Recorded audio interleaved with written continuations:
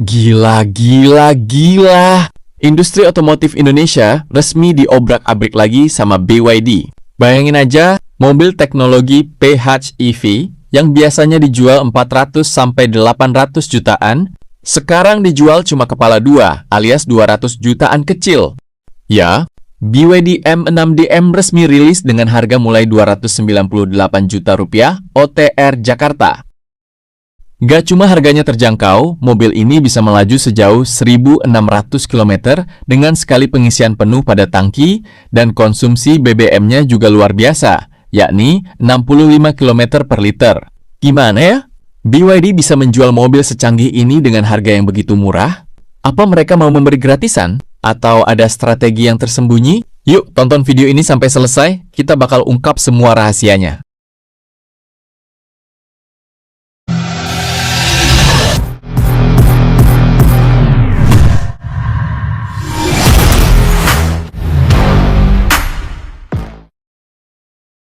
Oke bro, kita bahas harganya dulu, biar nggak dikira hoax.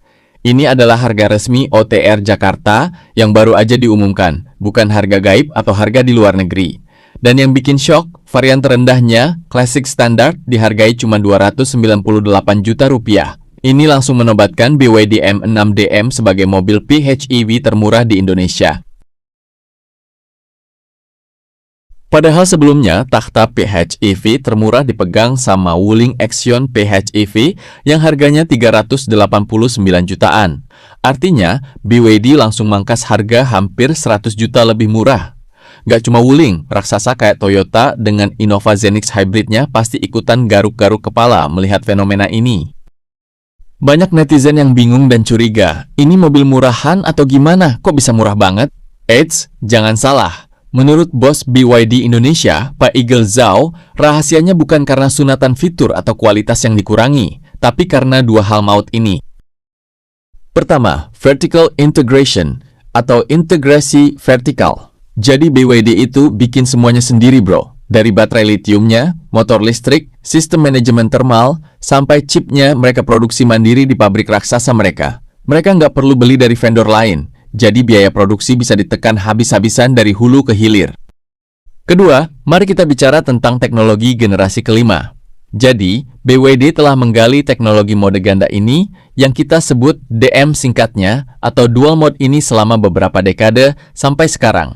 Pengaturan di DMM6 ini adalah generasi kelima dan mengguncang efisiensi thermal lebih dari 40%.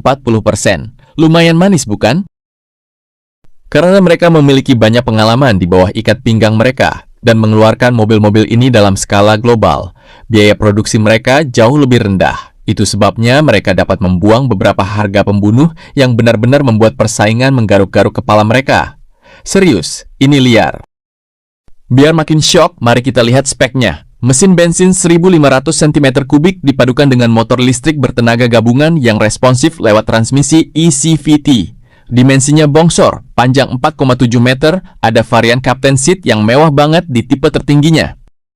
Tapi tunggu dulu bro, biar kalian gak salah paham dan dikira termakan iklan, angka 65 km per liter atau jarak tempuh 1.600 km itu ada syarat dan ketentuannya. Netizen pintar harus tahu kalau angka itu dicapai ketika baterai litium mobil ini dalam kondisi full charge alias terisi penuh 100% dari colokan rumah, lalu sistem komputer pintarnya membagi tugas secara sempurna antara motor listrik dan bensin.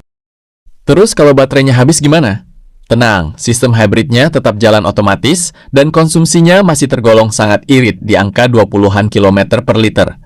Tetap bikin dompet kalian senyum lebar dibanding mobil bensin konvensional sekelasnya. Jadi kesimpulannya, dengan budget 298 juta, biasanya kita cuma dapat LMPV bensin biasa yang konsumsi BBM-nya 1:10 atau 12 di dalam kota. Sekarang dengan budget yang sama, kalian dapat mobil PHEV yang bisa dicolok listrik, bisa diisi bensin, dan kabinnya senyap mirip mobil listrik murni. Gimana menurut kalian? Apakah BYD M6DM ini bakal jadi pembunuh mobil hybrid Jepang di Indonesia? Atau kalian tetap setia sama brand sebelah? Coba tulis pendapat super pedas kalian di kolom komentar di bawah. Jangan lupa klik like, subscribe, dan share video ini ke grup BWA keluarga kalian yang lagi rencana beli mobil baru, biar mereka nggak salah pilih dan tahu kalau peta otomotif sekarang udah berubah. Sampai jumpa di video pojok otomotif berikutnya. Bye!